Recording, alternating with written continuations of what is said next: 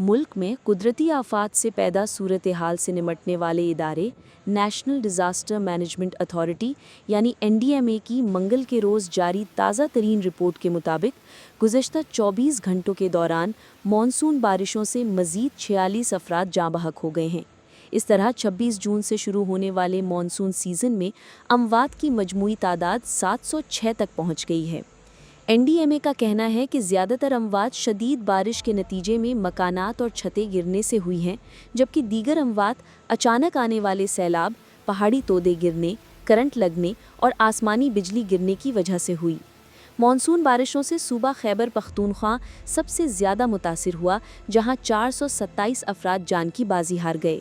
Authority ने मज़ीद बताया कि मॉनसून बारिशों ने मुल्क भर में बुनियादी शहरी सहूलियात और निजी अमलाक को भी शदीद नुकसान पहुंचाया।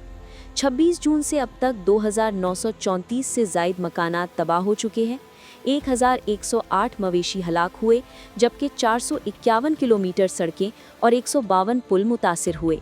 सबसे ज़्यादा तबाही खैबर पख्तूनख्वा और पाकिस्तान के ज़ेरे इंतज़ाम कश्मीर में देखी गई। हुक्काम ने आने वाले दिनों में मज़ीद बारिशों की पेशगोई करते हुए ख़तरा वाले इलाकों के रिहायशियों को एहतियाती तदाबीर इख्तियार करने की हिदायत की है।